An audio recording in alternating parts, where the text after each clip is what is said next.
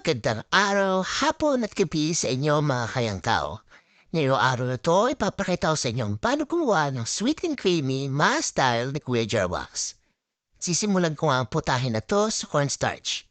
Hindi ko masabi kung ano eksaktong tansya ng aking nilalagay dito pero kayo na ang bahala kung gaano karami o kaunti.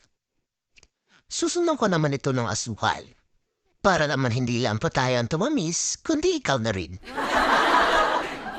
Muli, kayo na lang ang bahala kung gaano karami o kaunti ang asukal na inyong ilalagay. Pagkatapos ng asukal, isusunod ko na ang vanilla extract. Para naman ito ay makapagpadagdag sa aroma ng ating sweet and creamy maha.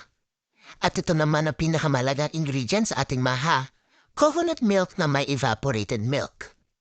Sunod naman ang kernel corn, ang paborito ng lahat. Kahit ano po pa ng brand ay pwede na dahil iisa lang naman po ang lasa nila. Dito, sinunod ko naman ang cheese. Ninayat-gayat ko muna ito para hindi ako mahirapan sa paghahalo mamaya bago mabuo ang ating maha. Nakikita niyo na nga ako ngayon na hinahalo-halo ko na ito. Pero hindi pa naka-turn on ang apoy. Para mahalo-halo ko muna ito ng maigi para maging smooth ang resulta ng ating maha. Dito, medyo unexpected na ating ingredient kasi nilagyan ko po ito ng raisins. Kumbaga, explore naman ng mga bagay dahil ang nasa ilahin po talaga natin mga Pilipino ay pais lang talaga sa maha. Makikita niya na nga ngayon na hinahalo-halo ko muna bago ko buksan yung apoy.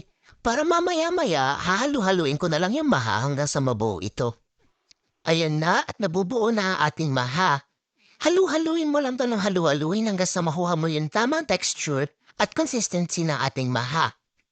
Pagkatapos naman nun, lalagyan na natin siya sa isang container at lalagyan na natin ng cheese as toppings.